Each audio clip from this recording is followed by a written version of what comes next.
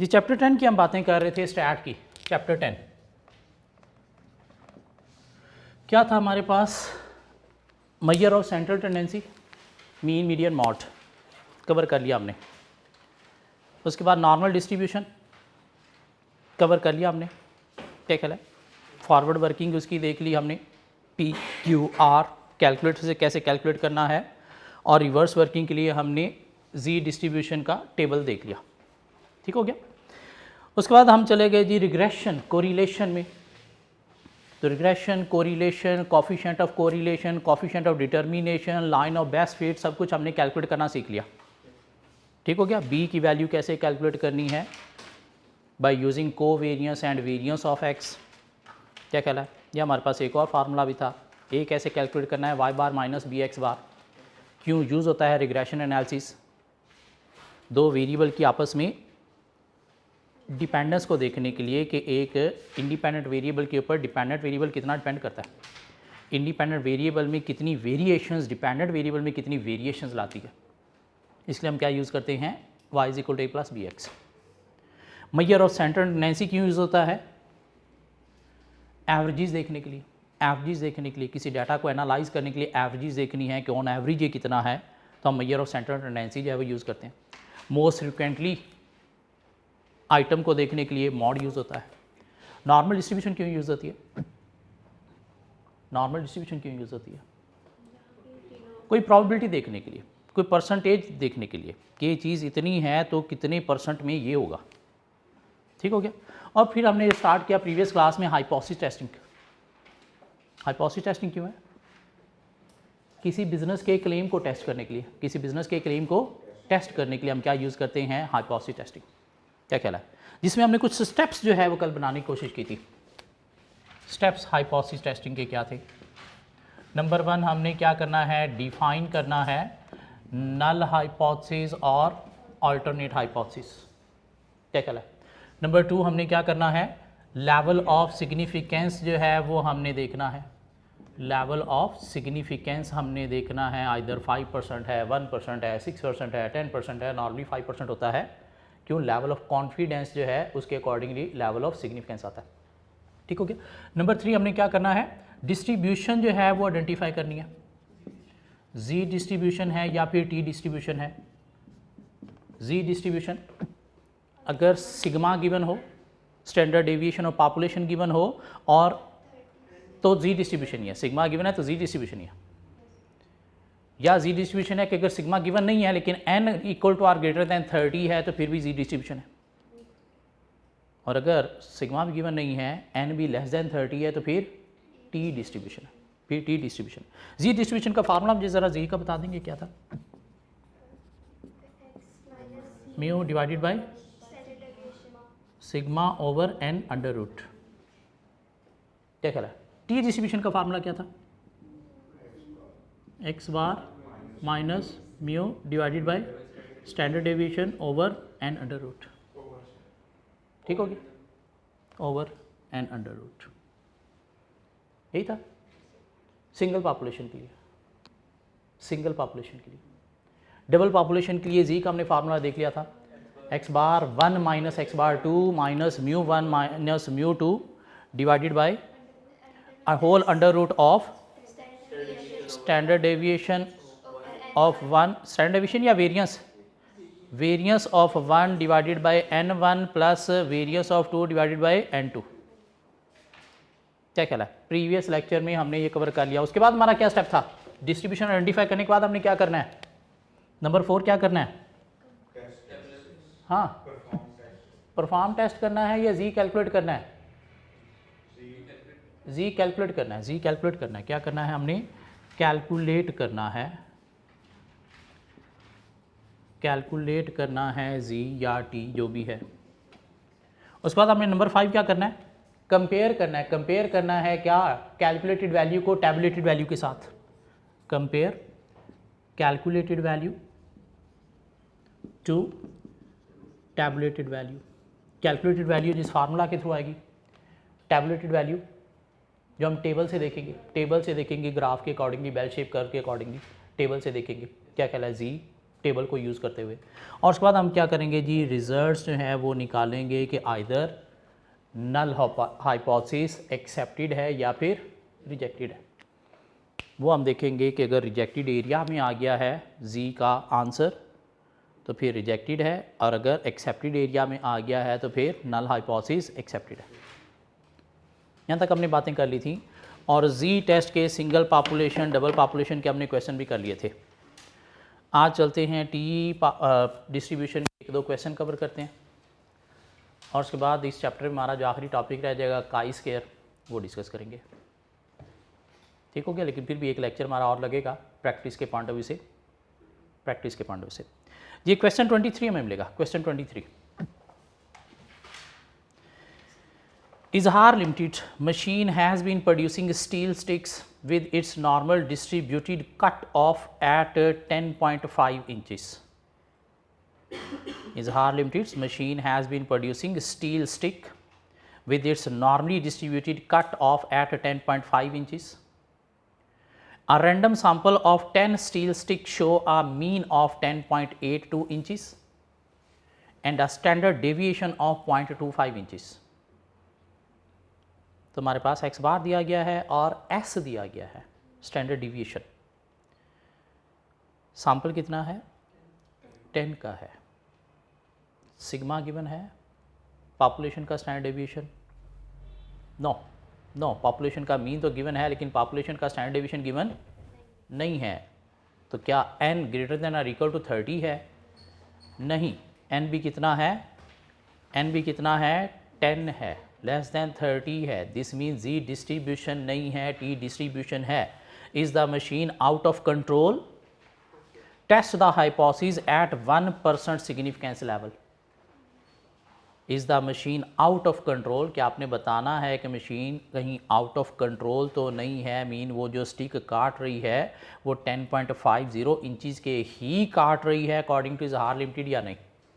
इजहार लिमिटेड क्या कह रही है कि ऑन एवरेज जो स्टील स्टिक उनकी मशीन काट रही है वो 10.5 इंचज़ में काट रही है, और इसका 95% कॉन्फिडेंस लेवल है उनका।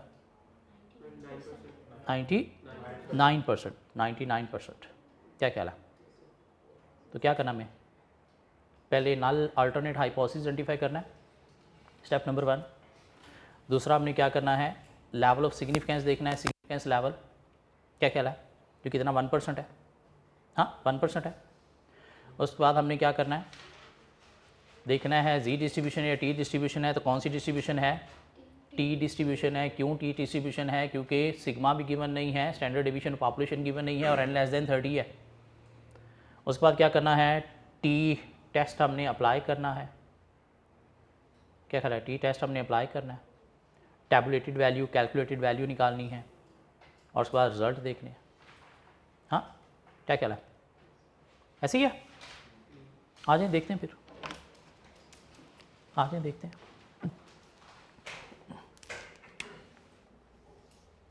क्वेश्चन 23। सो क्या कह रहा है जी? नल हाइपोथेसिस क्या है हमारा? नल हाइपोथेसिस क्या है? Mu equal to what? 10.50। So H1 क्या हो गया? Mu not equal to 10.50। One tail test या two tail test? Two tail test. जिस मीन हमें अल्फ़ा जो है उसे डिवाइडेड बाय 2 करना पड़ता है। हमें अल्फ़ा को डिवाइडेड बाय 2 करना पड़ता है। क्या ख्याल है? अब क्या करेंगे जी? टी डिस्ट्रीब्यूशन है, टी डिस्ट्रीब्यूशन है, कंफर्म है। लेवल ऑफ सिग्निफिकेंस देख ले कितना है? लेवल ऑफ सिग्निफिकेंस कितना है? अल्फ़ा बाय 2 करेंगे। क्या ख्याल है? क्यों? अल्फ़ा हमारा जो है वो इक्वल है कितना? 0.01। क्या ख्याल है? तो ये क्या हो जाएगा? 0.0005 के 0.005 अल्फ़ा बाय 2। क्या ख्याल है? So T is equal to X bar minus mu divided by what? Divide by what? S standard deviation over n under root. So X bar हमारे पास गिवन है कितना?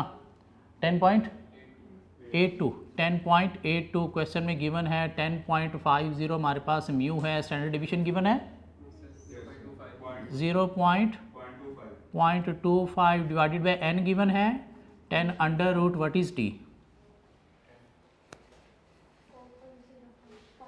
कितना 4.05 कंफर्म करें प्लीज 4.05 ठीक है ओके अब हमें क्या करना है, ये तो हमारी होगी थी कैलकुलेटेड वैल्यू, ये क्या है कैलकुलेटेड वैल्यू। तो अब हमें देखनी है टैबुलेटेड वैल्यू।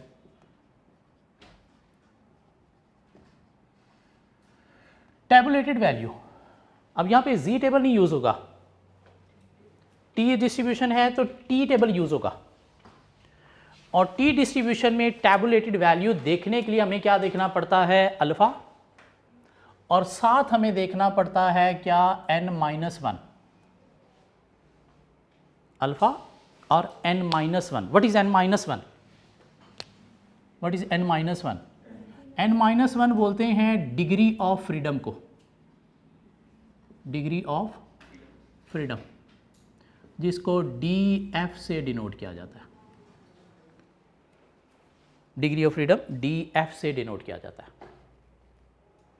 और देखिएगा अल्फ़ा बाय 2 जो है वो हमारे पास वो कितना है 0.005 और n हमारे पास कितना है 10 माइनस 1 क्या आ गया 9। सो डिग्री ऑफ फ्रीडम 9 है, डिग्री ऑफ फ्रीडम 9 है, n-1 10 minus 1 degree of freedom 9 है, और साथ हमारे पास अल्फ़ा बाय 2 की वैल्यू क्या है 0.005। तो अब हम आएंगे एक टी टेबल के अंदर, एक टी टेबल में आइएगा प्लीज़। टी टेबल देखिएगा आपको मिला है, अभी आज मिला है टी टेबल एक, अभी आज भी एक टी टेबल मिला है, क्या कह रहा है मिला है। इसमें देखिएगा एक तरफ आपको डिग्री ऑफ फ्रीडम दिए गए हैं, एक तरफ आपको डिग्री ऑफ फ्रीडम दिए गए हैं 1 2 3 4 5 6 7 8 9 10 कॉलम में, पहले कॉलम में। तो वहाँ से आपने जाना है डिग्री ऑफ फ्रीडम कितना है आपका 9 पे जाना है, और उसके बाद आपने यहाँ से मूव होके जाना है कहाँ पे 0.005 ये कहाँ पे मिलेगा 0.05%, 0.05% तो 0.05, क्योंकि अगर आप 5% में जाओगे तो वो तो 0.05 होगा ना, तो 0.5% में आप जाओगे तो वो बनेगा 0.005। तो उसके कॉलम में आप गए तो आपको मिला 3.250, 3.250। तो आप कहाँ पे चले गए जी 3.250, यहाँ पे आपने क्या लिख दिया जी, आपकी क्या आ गई टैबुलेटेड वैल्यू, ये क्या थी आपकी कैलकुलेटेड वैल्यू। अब यहाँ पे हमने देना है आंसर, अब यहाँ पे हमने देना है आंसर। आंसर देते वक्त आपने क्या करना है कंपेयर करना है टैबुलेटेड वैल्यू और कैलकुलेटेड वैल्यू को। और क्या किया हमने जी कैलकुलेटेड वैल्यू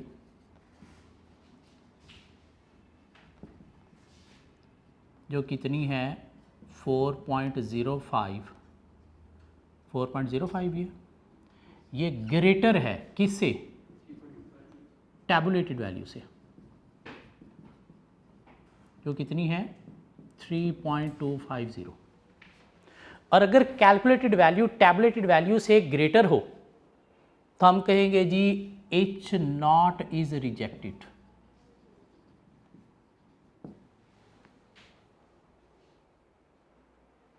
हाँ अगर लेसर हो तो H0 इज एक्सेप्टेड।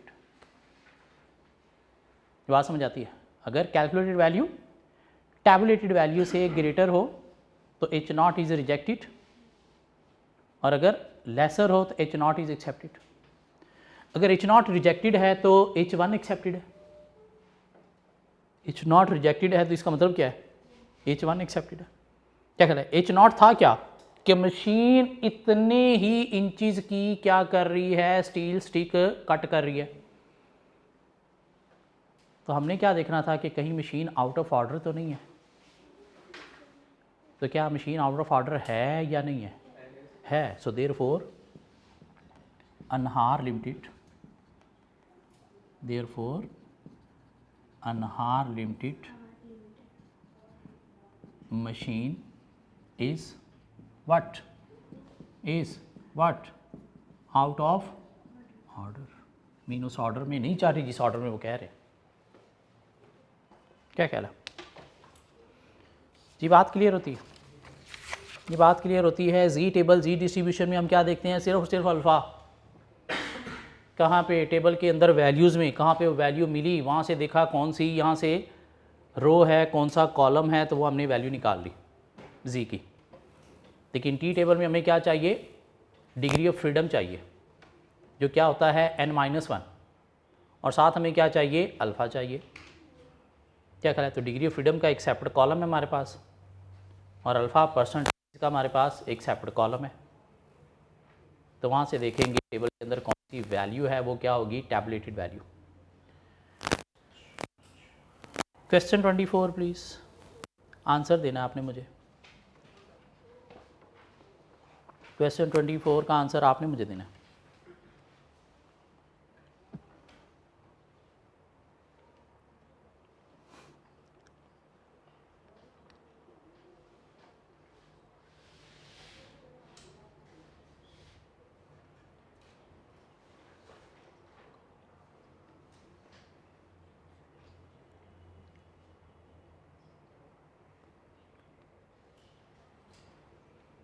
क्वेश्चन 24 का आंसर देना आपने मुझे। Mister Donald choose a random sample of size 20 from a normal distribution has a mean of 16.4 and a standard deviation s is equal to 2.255।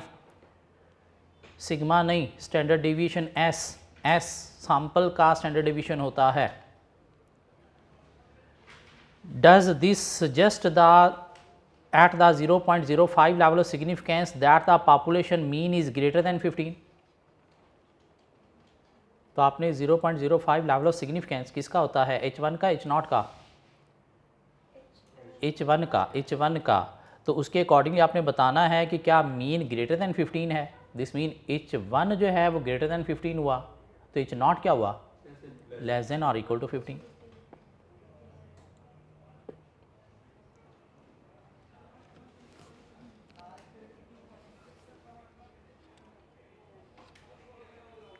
Calculated value निकालें, फिर tabulated value निकालें। देखिए क्या calculated tabulated से greater है तो H0 rejected है, अगर लेसर है तो H0 एक्सेप्टेड है।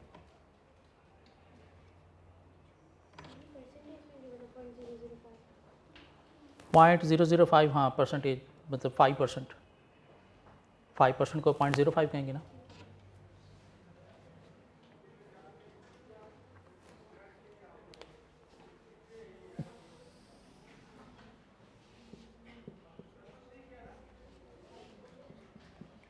What is H0? Mu lesser than or equal to what? 15. So what is H1? Mu greater than 15। क्या ख्याल है? Level of significance alpha is equal to 0.05 n-1। हाँ, सो 0.05 n-1, n कितना है इस क्वेश्चन में? 20। तो ये कितना बन जाएगा? 19। सो टी डिस्ट्रीब्यूशन है, जी डिस्ट्रीब्यूशन है? टी है, जी है। क्यों? एक तो sigma standard deviation of population given नहीं है और एन भी लेस देन 30 है। क्या ख्याल है? So T is equal to X bar minus mu divided by standard deviation divided by under root of N. So X bar हमें given है कितना? 16.4 माइनस 15 डिवाइडेड बाय 20। नहीं, स्टैंडर्ड डेविएशन कितना है? 2.255 डिवाइडेड बाय 20 का अंडर रूट, तो what is T? 2.978। 2.78 ये क्या है? हमारी कैलकुलेटेड वैल्यू। क्या कह रहा? सो टैबुलेटेड वैल्यू देखिएगा क्या बनेगी। ये क्या है हमारा? Degree of freedom. So 19 degree of freedom में जाके आपने क्या देखना है? 0.05 मीन 5%, 5%, 0.05 का मतलब क्या है, 5% ही था ना, क्या कह रहा है, 1 टेल थी इसलिए डिवाइड बाय 2 नहीं किया उसे, 2 टेल में डिवाइड बाय 2 करते हैं ना अल्फ़ा को, क्या ख्याल है, 1 टेल में तो डिवाइड बाय 2 नहीं ना करते अल्फ़ा को, क्या ख्याल है। सो 19 के डिग्री ऑफ फ्रीडम में जाके देखें 5% का आपको सेकंड कॉलम में मिल रहा है 2.09, नहीं 19 के कॉलम में, 19 डिग्री ऑफ फ्रीडम में कितना देखना है आपने, 5% देखना है, कितना बन रहा है 1.729, 1.729।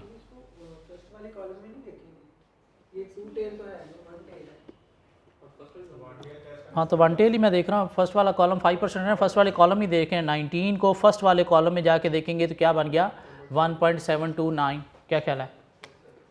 सो ये टी आप देख रहे हो तो क्या आ गया जी, T 1.789 tabulated value 729। So 2.78 is greater than 1.729, हाँ 2.78 is greater than 1.729, so H naught is rejected।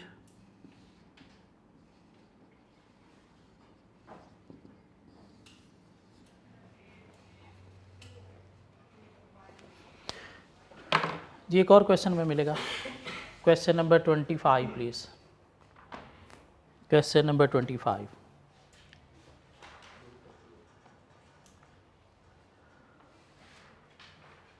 Two independent random sample 1 size 15 mean n1 and sample 2 size 9 mean n2 from a normal population is with the same variances gave the following results. Can we conclude that the difference between the mean less than 5? Can we conclude the difference between mean less than 5? Can we conclude the difference between mean less than 5? Conclude हम क्या कर रहे होते हैं, H0 या H1? हम जो कर रहे होते हैं वो क्या कर रहे होते हैं, H1 या H0? हमारा जो टेस्ट होता है उसमें हम क्या टेस्ट कर रहे होते हैं, H1 या H0? H1 को तो ये जो दिया गया है the difference between the mean less than 5, this mean ये H1 दिया गया है कि दोनों मीन का डिफरेंस, मीन μ1 माइनस μ2 क्या है, लेस देन 5 है, तो H0 क्या बन जाएगा, ग्रेटर देन और इक्वल टू 5, क्या ख्याल है। दैट इज टू टेस्ट, उसने आगे ज़िंदगी और आसान कर दी, that is to test μ1 minus μ2 greater than और equal to 5 at significance level of 5%, क्या ख्याल है। और सैंपल 1 का मीन ये है, स्टैंडर्ड डेविएशन ये है, सैंपल 2 का मीन ये है, स्टैंडर्ड डेविएशन ये है, दोनों सैंपल के साइज उसने दे दिए, दिस मीन 2 डबल पॉपुलेशन है। और मुझे ये बता दें डिस्ट्रीब्यूशन Z है या T है, कैसे T है, क्योंकि एक तो पॉपुलेशन का स्टैंडर्ड डेविएशन गिवन नहीं है और दूसरा पॉपुलेशन के साइज़ भी, सैंपल के साइज़ भी देखे जाएँ तो वो क्या है, लेस दैन 30 हैं दोनों ही, दिस मीन T डिस्ट्रीब्यूशन है। So double population T distribution का फार्मूला क्या होगा, डबल पॉपुलेशन T डिस्ट्रीब्यूशन का फार्मूला क्या होगा, Z डिस्ट्रीब्यूशन के डबल पॉपुलेशन का फार्मूला क्या था, x bar 1 minus x bar 2 minus μ1 minus μ2 divided by under root of variance 1 divided by n1 plus variance 2 divided by n2, ये formula था, क्या कहला है। अब हम जा रहे हैं T डिस्ट्रीब्यूशन के डबल पॉपुलेशन का फार्मूला,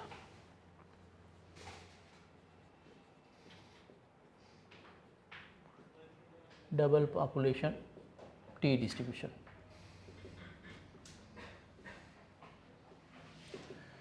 जी इसमें T जो है वो इक्वल होगा वही x bar 1 minus x bar 2 minus μ1 minus μ2 divided by देखिएगा ज़रा, SP into under root of 1 divided by n1 plus 1 divided by n2, what is SP, pooled standard deviation. S P क्या है? Pooled standard deviation. S P stands for pooled mean combined standard deviation, pooled standard deviation. अब SP कैसे निकलेगा? तो SP का अपना एक formula है। क्या फार्मूला है? n1 minus 1 n1 minus 1 into variance of 1 plus into variance of 1 plus n2 minus 1 into variance of 2 divided by n1 plus n2 minus 2 और ये whole under root.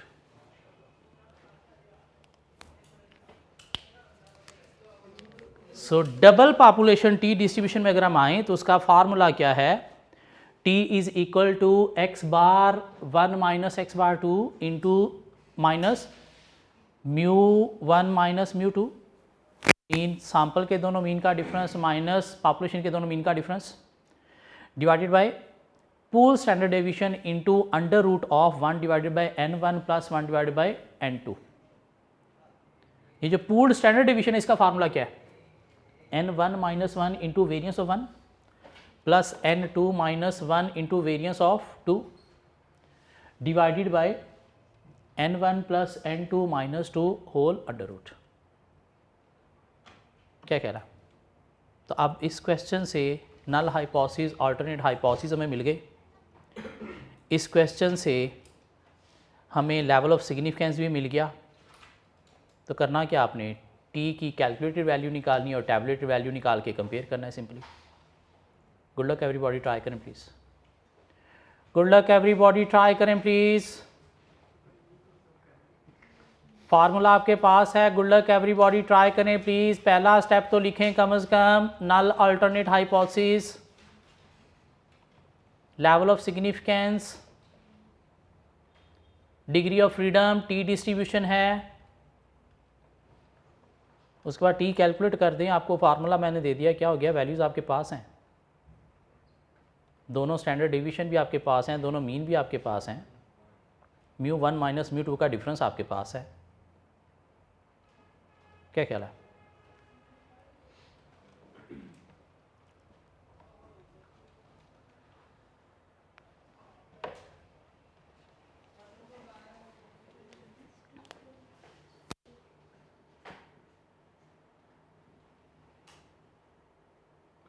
Mu 1 minus mu 2 greater than or equal to 5 के less than or equal to 5? हाँ, उसने question में बताया sir, आपको बताया उसने greater than or equal to 5 है, लेस देन इक्वल टू 5 है, greater than or equal to 5 है। सर वो greater than or equal to का साइन किसके साथ होता है? h0 के साथ होगा था ना। h1 तो या लेस देन होगा या ग्रेटर देन होगा। क्या ख्याल है? क्या ख्याल है? दोबारा पढ़ूँ मैं? हाँ, can we conclude that the difference between the means less than 5? Mean क्या हम ये कंक्लूड कर सकते हैं जो हम सोच रहे हैं कि दोनों मीन का डिफरेंस लेस देन 5 है? क्या ख्याल है? और हम अपना h1 लेके बैठे होते हैं जिसको हम प्रूव करने की कोशिश कर रहे होते हैं। हाँ, so h1 mu 1 minus mu 2 is less than 5। हाँ, level of significance alpha is equal to how much? कितना अल्फा? 5% मीन 0.05। क्या ख्याल है? और डिग्री ऑफ फ्रीडम जो है वो n माइनस 1 नहीं 2n है हमारे पास, 2n है। तो इस सूरत में डिग्री ऑफ फ्रीडम क्या हो जाएगा? n1 plus n2 minus 2, n1 plus n2 minus 2, otherwise n minus 1, लेकिन डबल पॉपुलेशन में n1 प्लस n2 माइनस 2।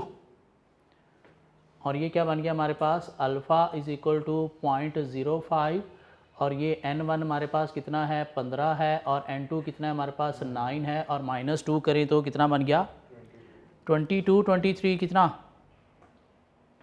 22 23 कितना। So T alpha is equal to 0.05 और 22। तो इधर आप टी की वैल्यू कैलकुलेट करें सर, लेकिन टी कैलकुलेट करने से पहले हमें एस पी निकालना पड़ेगा और एस पी जो है वो हमारे पास इक्वल है n1 हमारे पास 15 है -1 है तो हमारे पास स्टैंडर्ड डिवीजन शायद दिया गया है कितना 9, तो उसका वेरिएंस ले लेंगे कितना 81 बन जाएगा। क्या ख्याल है 81 बन जाएगा कि हमारे पास स्टैंडर्ड डिवीजन 1 दिया गया है 9, तो उसका वेरिएंस स्केयर लेना है क्या बन जाएगा 81 और उसके बाद क्या है जी प्लस हमारे पास 9 -1 और वेरिएंस आप 2 भी निकाल सकते हो 7 स्टैंडर्ड डिवीजन 2 है आपके पास तो कितना बन जाएगा square 49 divided by n1 15 plus 9 -2 whole under root. तो मुझे बता दें ज़रा ये कितना है 8.33। अब हम चले गए जी टी में, T is equal to what X bar 1 है हमारे पास कितना 22 माइनस एक्स बार 2 25 और माइनस डिफरेंस हमारे पास है 5 डिवाइडेड बाय 8.3 और under root of 1 divided by 15 plus 1 divided by 9 what is t -2.3। Calculated value, calculated value what is tabulated value. 22 degree of freedom को आपने देखना है 5% में जाके, 22 डिग्री ऑफ फ्रीडम को आपने देखना है 5% में जाके, 22 डिग्री ऑफ फ्रीडम को आपने देखना है 5% में जाके। तो पहले ही कॉलम में देख लोगे ना क्या कहला है 1.717 1.717। अब यहाँ पे एक चीज़ ज़रा नोट कीजिएगा, वो फिगर माइनस में आई है। क्यों माइनस में आई है? क्योंकि ये लेसर देन है बेल शेप कर्व में, उस साइड पे लेसर देन होता है। क्या ख्याल है? तो इस फिगर के साथ भी आपने माइनस साइन लगाना है। दो टेबल के अंदर तो कहीं पे माइनस नहीं है, लेकिन चूंकि हम लेसर देन की टेस्टिंग करने जा रहे हैं तो इसलिए आपने इस फिगर के साथ भी माइनस लगा के फिर कंपेयर करना है। तो माइनस लगा के ज़रा देखो कंपेयर करके, सो -2.3 ग्रेटर देन -1.717 है, लेसर देन है, लेसर देन है। क्या ख्याल है? लेसर देन है। सो आपका आंसर क्या होगा? H1 is accepted. क्या ख्याल है? H1 is accepted? नहीं,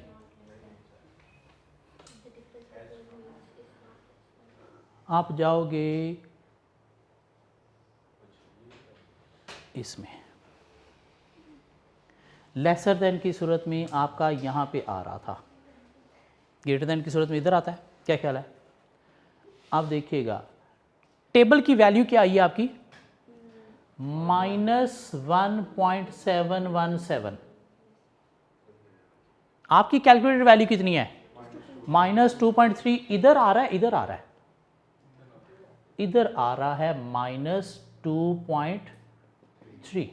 ये रिजेक्शन एरिया था, ये एक्सेप्शन एरिया था। क्या कहना है? तो क्या कहेंगे हम? H0 is rejected.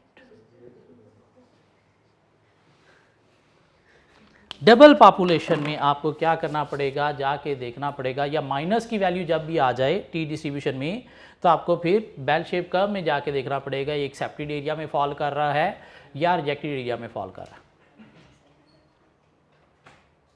क्या कह रहा है? ग्रेटर देन में तो आपने देख लिया था कि अगर टी की value greater than tabulated value है तो यस H0 रिजेक्टेड है, लेकिन लेसर देन में जब वैल्यू माइनस में आ गई है तो फिर आपको क्या करना पड़ेगा? जाके देखना पड़ेगा किसके अंदर? बेल शेप कर्व के अंदर, एक्सेप्टेड एरिया में आ रहा है या फिर ये रिजेक्टेड एरिया में आ रहा है।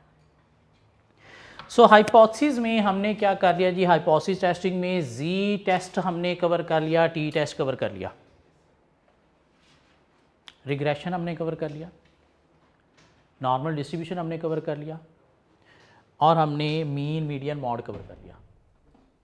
अब एक लास्ट टॉपिक रह गया छोटा सा, काई स्क्वायर, वो कवर करते हैं और उसके बाद आगे सिर्फ प्रैक्टिस रह जाएगी।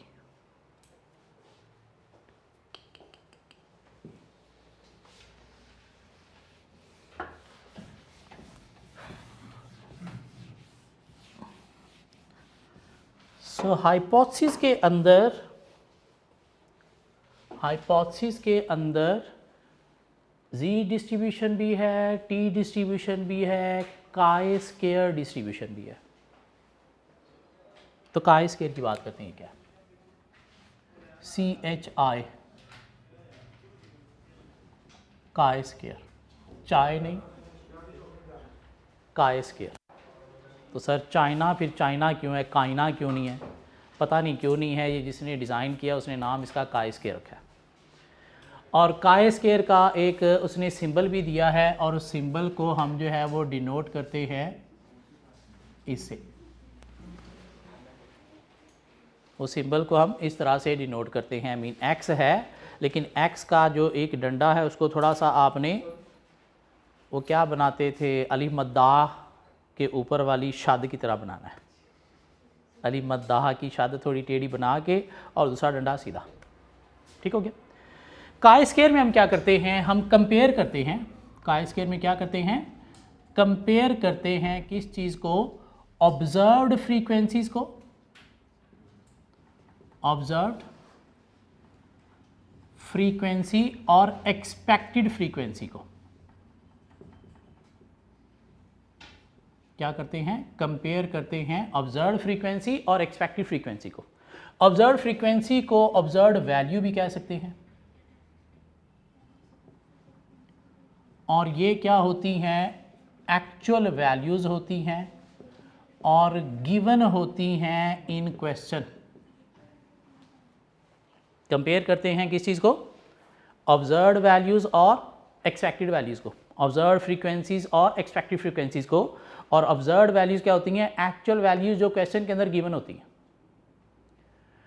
एक्सपेक्टेड फ्रीक्वेंसी जिसको एक्सपेक्टेड वैल्यू का नाम भी दिया जा सकता है, और ये हमें कैलकुलेट करना होती है। और कैसे कैलकुलेट करना होती है, n into probability, n into probability से ये कैलकुलेट होगी। और काई स्क्वायर का फार्मूला है summation of observed value minus expected value divided by expected value. Summation of observed value minus expected value over expected value. Mean इसको हम यूँ भी कह सकते हैं, observed value 1 minus expected value 1 divided bye expected value 1 plus observed value 2 minus expected value 2 divided bye expected value 2 plus observed value 3 minus expected value 3 divided by expected value 3 so on an, जहाँ तक मिल जाएगा। ये बात समझ आती है। सो chi square एक distribution है, जी डिस्ट्रीब्यूशन, टी डिस्ट्रीब्यूशन भी दो डिस्ट्रीब्यूशन है, लेकिन वो क्वांटिटेटिव डिस्ट्रीब्यूशन है, क्वांटिटेटिव एनालिसिस की डिस्ट्रीब्यूशन है। काई स्क्वायर क्वांटिटेटिव नहीं, क्वालिटेटिव फैक्टर की डिस्ट्रीब्यूशन है। किस चीज़ की डिस्ट्रीब्यूशन है, क्वालिटेटिव फैक्टर की डिस्ट्रीब्यूशन है। सपोज हम ये टेस्ट करना चाहते हैं कि फ़ीमेल ही पाकिस्तान में ज़्यादातर अंग्रेज़ी बोलना जानती हैं, मेल को अंग्रेज़ी बोलना नहीं आती है, बोलते नहीं हैं। हम कोई नंबर शंबर नहीं देखने जा रहे, हम एक क्वालिटी देखने जा रहे हैं।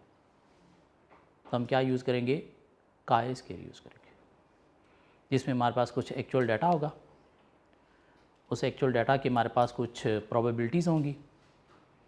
तो हम क्या करेंगे, देखेंगे सैम्पल एक चूज़ करेंगे, फ़ीमेल से हम थोड़ा सा बोल के देखेंगे क्या ख्याल है, और वहाँ से हमारे पास एक्सपेक्टेड वैल्यूज़ आएंगी। तो कंपेयर करते हुए फार्मूला के थ्रू हम क्या करेंगे, देखेंगे कि इधर हमारा नल हाइपोथेसिस एक्सेप्टेड है या फिर रिजेक्टेड है।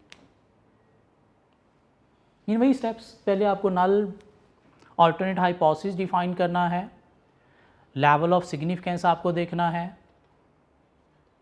उसके बाद आपको क्या करना है, डिस्ट्रीब्यूशन, तो यहाँ पे डिस्ट्रीब्यूशन तो है ही काई स्क्वायर मीन, यहाँ पे आपको क्रिटिकल वैल्यू आइडेंटिफाई करनी है। उसके बाद आपको क्या करना है, कंपेयर करनी है वैल्यू टैबुलेटेड विद कैलकुलेटेड, और उसके बाद रिजल्ट्स को एनालाइज करना है कि आइदर एच नॉट एक्सेप्टेड है या फिर रिजेक्टेड है। बात समझ आती है? एक क्वेश्चन मिलेगा आपको, एक क्वेश्चन आपको मिलेगा जी, क्वेश्चन नंबर है क्वेश्चन नंबर 26, क्वेश्चन नंबर 26 देखिएगा प्लीज़, क्वेश्चन नंबर 26 मिलता है। If a die is rolled 60 times then the number of times appearing a face, i.e. 1 2 3 4 5 6, यही 6 नंबर होते हैं ना उसके ऊपर। Test the hypothesis at 5% level of significance, कि अगर फेस 1 आता है तो उसकी ऑब्जर्व्ड वैल्यूज़ जो हैं वो 11 है, फेस 2 आता है तो ऑब्जर्व्ड वैल्यू 7 है, 3 की 15, 4 की 6, 5 की 17 और 6 की 4। तो क्या करना आपने, टेस्ट करना है, टेस्ट करना है आपके पास, if the die is roll 60 time, sample size क्या है 60 टाइम, तो आपने टेस्ट करना है कि क्या वाकई ही ऐसे होता है, क्या टेस्ट करना है कि क्या वाकई ही ऐसे होता है। हाँ, तो आपने देखना है कि एच नॉट जो है वो एक्सेप्टेड है या रिजेक्टेड है। कोई आप न्यूमेरिक्स तो नहीं देख रहे, सिर्फ एक क्वालिटी देख रहे हो कि एक डाई को अगर हम 60 टाइम थ्रो करें तो 1 2 3 4 5 6 इतने इतने टाइम ही आता है, और ऑब्जर्व्ड वैल्यूज़ ने क्वेश्चन में दे दी, ऑब्जर्व्ड वैल्यूज़ ने क्वेश्चन में दे दी, तो आपको क्या निकालनी है, एक्सपेक्टेड वैल्यू निकालनी है। हाँ, आपको क्या निकालनी है, एक्सपेक्टेड वैल्यू निकालनी है। अब इसमें आपके पास डिफरेंट कैटेगरीज जो हैं वो क्या हैं, 1 2 3 4 5 6। क्वेश्चन नंबर क्या, 26। सो 1 2 3 4 5 6, और इनकी जो ऑब्जर्व्ड वैल्यूज़ हैं मीन ओ आपके पास है, और वो कितना है, 1 का कितना है 11 7 15 6 17 4। तो ऑब्जर्व वैल्यू है, एक्सपेक्टेड वैल्यू कैसे निकलती है, एक्सपेक्टेड वैल्यू कैसे निकलती है, E is equal to n into probability. मुझे बताओगे ज़रा 1 की प्रोबेबिलिटी क्या होगी, आउट ऑफ 6 1 की प्रोबेबिलिटी क्या होगी, 1/6, 2 की प्रोबेबिलिटी क्या होगी, 1/6, 3 की प्रोबेबिलिटी क्या होगी, 1/6, 4 की प्रोबेबिलिटी क्या होगी, 1/6, 5 की प्रोबेबिलिटी क्या होगी, 1/6, 6 की प्रोबेबिलिटी क्या होगी, 1/6। n आपके पास है, क्या ख्याल है, तो क्या करेंगे, 60 इंटू 1/6 वाट 10, 60 इंटू 1/6 10, 10 आंखें बंद करके बाकी 10 10 10, यही आएगा, क्या ख्याल है।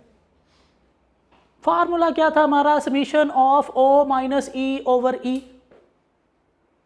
ये ओ है ये ई है, इनको मल्टीप्लाई करो कि माइनस करो, माइनस करो डिवाइडेड बाय ई भी निकाल लो, क्या कह रहा है। तो इधर एक कॉलम बना दें, इधर एक कॉलम बना दो किस चीज़ का, O minus E over E, end पे हम समीशन ले लेंगे।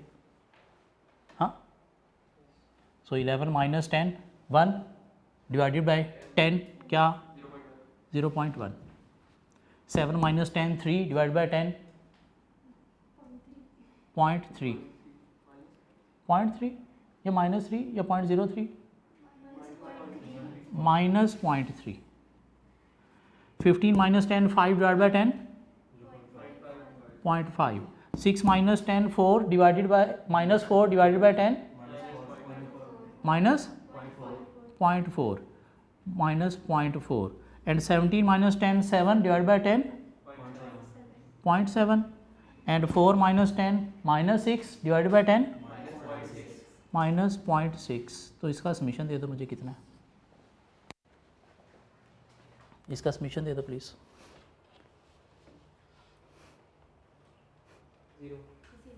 हैं नहीं हो सकता 0।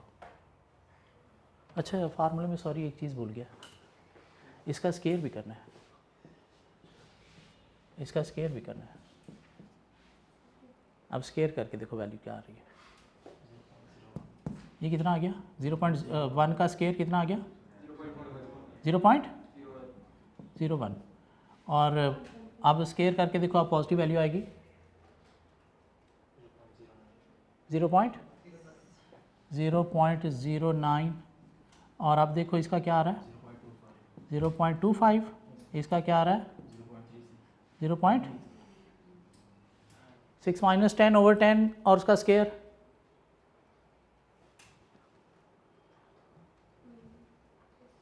6 माइनस 10/10 उसका स्केयर 0.16। नेक्स्ट देखें 7/10 का स्केयर 0.7 का स्केयर 0.49। और नेक्स्ट देखिएगा ज़रा -6/10 का स्केयर 0.36। आप ज़रा ऐड करें, आप ज़रा ऐड करके देखें क्या वैल्यू बन रही है। आप ज़रा वैल्यू बता दें मुझे। 1 पॉइंट दोबारा चेक कर लें।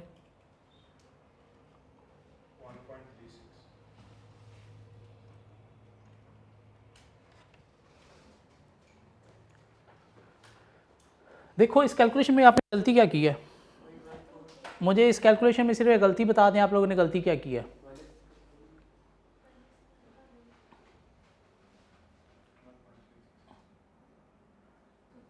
इसका स्केयर है और डिवाइड बाय ई है।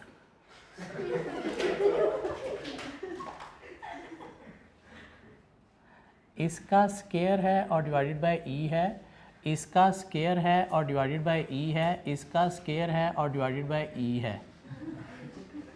और अब पेपर में गलती ये नहीं करनी, पूरे पे स्केयर नहीं लेना, आपने इसका स्केयर लेना है और डिवाइड बाय ई करना है। अब मुझे सारी की सारी वैल्यूज़ जो है वो दोबारा से कैलकुलेट करें और फिर मुझे इकट्ठी लिखवाएं समीशन के साथ।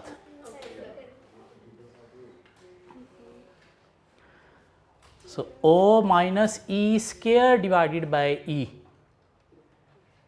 ओ माइनस ई ओवर ई भी नहीं है, ओ माइनस ई बाय ई का स्केयर भी नहीं है। ओ माइनस ई का पहले स्केयर लेना है फिर डिवाइडेड बाय ई करना है। ओ माइनस ई का पहले स्केयर लेना है फिर डिवाइडेड बाय ई करना है, फिर आपने समीशन, वो तो फिर कॉलम के एंड पे आ जाएगा जी। अब देखें ज़रा 11 माइनस 10 1 का पहले स्केयर लें फिर डिवाइड बाय 10 करें 0.1। अब 7 माइनस 10 का पहले स्केयर लें, -3 का पहले स्केयर लें, उसको फिर डिवाइड बाय 10 करें। अब दें वैल्यू जल्दी से 0.9, 2.5, 1.6, 4.9,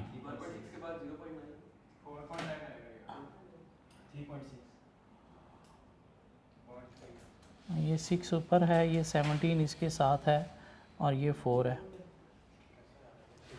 17 माइनस 10 कितना आ गया 7, उसका स्केयर आपने लिया 49 डिवाइडेड बाय 10 किया 4.9।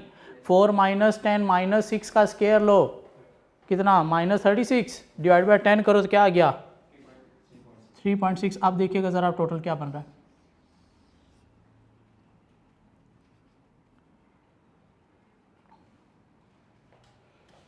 का स्केयर 13.6। ये तो आ गई कैलकुलेटेड वैल्यू। अब हमें निकालनी है टैबुलेटेड वैल्यू भी। उसके लिए क्या करेंगे देखिएगा ज़रा, अल्फ़ा टी डिस्ट्रीब्यूशन में हम करते थे क्या n-1, डबल पॉपुलेशन थी तो n1 प्लस n2 -2।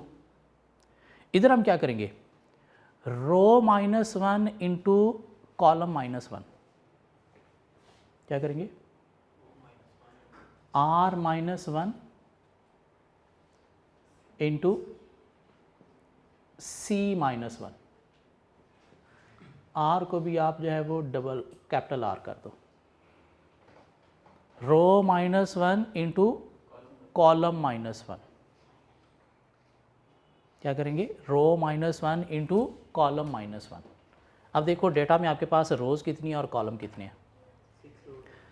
कॉलम 2 है, कॉलम 2 है, रोज़ कितनी है? 6।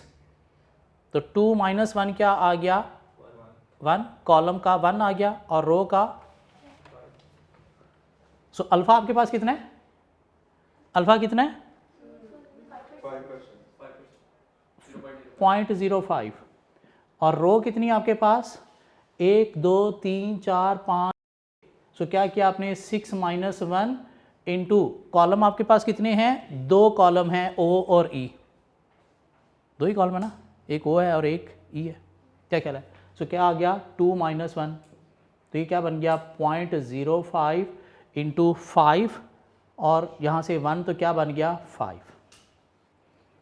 ये क्या था? Degree of freedom. ये क्या था? Degree of freedom. और ये क्या है? अल्फ़ा 0.05 है क्या? टी डिस्ट्रीब्यूशन, जी डिस्ट्रीब्यूशन या chi square distribution? Chi square distribution का अपना एक टेबल है, काय स्क्वायर डिस्ट्रीब्यूशन का अपना एक टेबल है, देखिएगा ज़रा। काय स्क्वायर डिस्ट्रीब्यूशन का अपना एक टेबल है, कितना आ रहा है उसमें ज़रा देखिएगा। आपके पास डिग्री ऑफ फ्रीडम 5 है और अल्फ़ा 5% है, तो 11.07 11.07।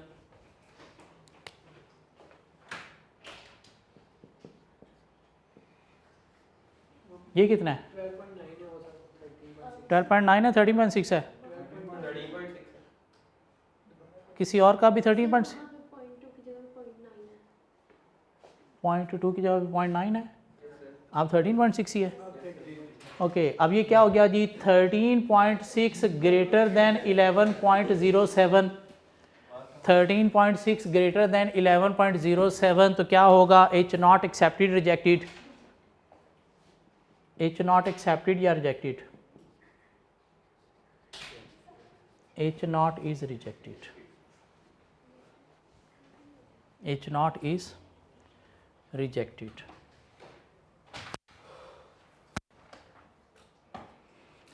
इसका जो काय स्क्वायर का डायग्राम है ना, वो यूं करके बनता है। किधर गया?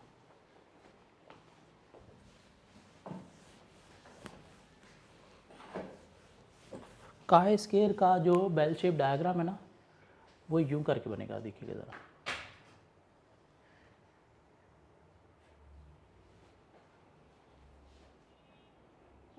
और क्या था? 13.6। यहाँ पे आके आपकी टेबल की वैल्यू आएगी, और टेबल की वैल्यू कितनी थी आपकी? 11.07। क्या कह रहा है? तो वो क्या था? 13.6 यहाँ पे करके आएगा। कहाँ पे आया? रिजेक्शन एरिया में। यही रिजेक्शन एरिया होता है ना, क्या कह रहा है? यही रिजेक्शन एरिया होता है बेल शेप कर्व में। तो इसलिए हमने क्या कह दिया? H not is rejected.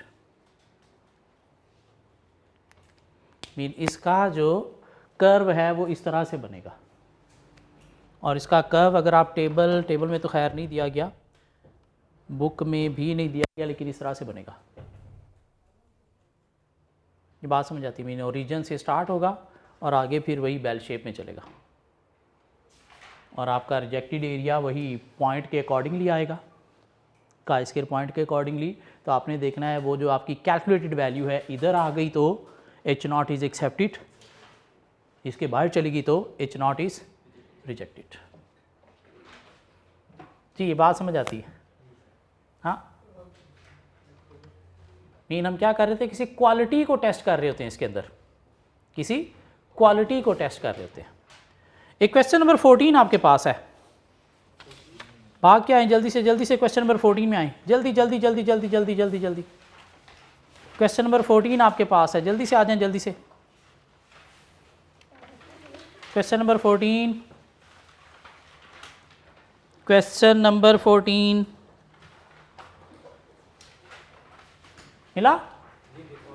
मिल गया क्वेश्चन नंबर 14 आपकी आई कैप बुक का क्वेश्चन है। क्वेश्चन नंबर 14 है आपके पास, मोबाइल में खोल लो अगर नहीं है तो। क्या कह रहा है जी, the financial manager of a company is interested in determining the speed of payment made by the accounts receivable and prepare an aging schedule classifying the outstanding accounts receivable in the past 4 years according to the time that has passed since they were built। क्या कर रहा है, कोई payment की speed देखना चाह रहा है, क्या ख्याल है, किसके अकॉर्डिंगली, एजिंग शेड्यूल के अकॉर्डिंगली, कि जब टाइम आ जाता है तो रिसीवेबल्स हमें पे करते हैं या नहीं करते हैं। हाँ, so the financial manager of a company is interested in determining the speed of payment made bye accounts receivable and prepare an aging schedule classifying the outstanding accounts receivable in the past 4 years according to the time that has passed since they were built। He then record the proportion of accounts receivable belonging to each classification as shown in the table below। उसके through उसने कुछ values जो है वो observe की। During the COVID crisis the economy has taken a downturn, so the manager would like to know whether the recession has affected aging classification as shown in the table below। मैंने उसने पिछले 4 सालों की ageing report निकाली receivers की कि कितने कितने टाइम में हमें पे करते हैं, कितने कितने डेज़ में। अब उसने सोचा क्योंकि कोरोना शरोना भी चल रहा है तो क्या वाकई ही अब भी एजिंग उतनी है। So during the COVID crisis, the economy has taken a downturn, so the manager would like to know whether the recession has affected aging schedule or not। For this purpose, he draw a sample of 250 accounts receivable, N, sample of 250 mean N. Each accounts was classified as follows: Class 1 0 to 15 days outstanding, Class 2 16 to 30 days outstanding, Class 3 31 to 60 days outstanding और Class 4 61 or more days outstanding। Mean ये 4 तरह के उसने receivable निकाल लिए। जैसे हमारे पास वहाँ पे डाइस का नंबर 1 2 3 4 5 6 होता है, तो ये कैटेगरीज हैं। और उसने क्या किया, इन चारों क्लासेस से रिलेटेड जो percentage of account receivable in past 4 years हैं, परसेंटेज प्रोबेबिलिटीज दे दी, परसेंटेज प्रोबेबिलिटीज होगी। और आगे number of account receivable in a particular class mean जो चीज़ें उसने ऑब्जर्व की वो दे दी। क्या ख्याल है, तुम्हारे पास ऑब्जर्व वैल्यूज क्वेश्चन में गिवन होती हैं, प्रोबेबिलिटी भी हैं, एन हमारे पास है, तो हम क्या कर सकते हैं, चारों कैटेगरीज जो हैं रिसीवेबल्स की, इसकी ई निकाल सकते हैं, एन इंटू प्रोबेबिलिटी। क्या ख्याल है, एन इंटू प्रोबेबिलिटी। उसके बाद क्या करना हमने, काई स्क्वायर का फार्मूला पुट करना है, काई स्क्वायर का फार्मूला पुट करना है। और उसने नीचे कहा भी है, can the financial manager conclude that the ageing schedule has change because of the Covid crisis. इसमें लेवल ऑफ सिग्निफिकेंस दिया गया आपको क्वेश्चन में, लेवल ऑफ सिग्निफिकेंस नहीं दिया गया, नहीं, डिग्री ऑफ फ्रीडम तो आप निकालोगे, लेवल ऑफ सिग्निफिकेंस नहीं दिया गया। लेवल ऑफ सिग्निफिकेंस इसके साथ लिख लें अब 5% लेवल ऑफ सिग्निफिकेंस लिख लें इसमें। सो ओ हमारे पास है 159 28 17 16। ई हम निकाल लेंगे, 250 सैम्पल साइज है, इंटू 0.72 करेंगे, फिर 250 को इंटू 0.15 करेंगे, फिर 250 को इंटू 0.10 प्रोबेबिलिटी करेंगे, फिर 250 को इंटू 0.03 प्रोबेबिलिटी करेंगे, ई आ जाएगा। क्या ख्याल है, ओ हमारे पास है, ई टोटल कितनी हमारे पास 4 कैटेगरीज हैं। हाँ, तो ओ minus E square over E भी आप निकाल लोगे, उसके बाद समीशन आ जाएगा, काई स्केयर की वैल्यू आ जाएगी। हाँ, लेवल सिग्निफिकेंस 5% है, रोज़ 4 हैं -1, कॉलम 2 हैं -1, तो 3 आ जाएगा। हाँ, काई स्केयर के टेबल में जाके 3 डिग्री ऑफ फ्रीडम और आप देख लोगे 5% पे क्या वैल्यू निकल रही है। हाँ, और उसके बाद ये बनाओगे, इधर आएगा आपका टेबल वाली वैल्यू, क्या कहला है, और कैलकुलेटेड वैल्यू देखोगे, इधर आ रही है तो H0 रिजेक्टेड, इधर आ रही है तो H0 एक्सेप्टेड। ये क्वेश्चन खुद से कर लोगे, मुझे करवाने की ज़रूरत तो नहीं है। ये क्वेश्चन करने के बाद आपको मॉडल पेपर का आज एक क्वेश्चन मिला है, क्वेश्चन नंबर 28। मॉडल पेपर का एक क्वेश्चन मिला है, क्वेश्चन नंबर 28, सेम इससे मिलता जुलता क्वेश्चन, वो भी आप खुद से करोगे, मैं नहीं करवाऊँगा, क्वेश्चन 28 आप खुद से करोगे। हाँ हो जाएंगे। ये मॉडल पेपर के अंदर इस चैप्टर से आया 6 नंबर का। सिर्फ ये एक क्वेश्चन है, स्टार्ट के चैप्टर से एक ही क्वेश्चन है, और उम्मीद है इसी तरह के क्वेश्चन आएगा या रिग्रेशन के साथ क्वेश्चन आएगा। सो मिलते हैं नेक्स्ट क्लास में, जो कि हमारी स्टार्ट के चैप्टर की लास्ट क्लास होगी, जिसमें हमने कुछ प्रैक्टिस क्वेश्चन देखने, एक दो छोटे छोटे कॉन्सेप्ट और देखने हैं, और उसके बाद हमारा ये चैप्टर वाइंड अप हो जाएगा।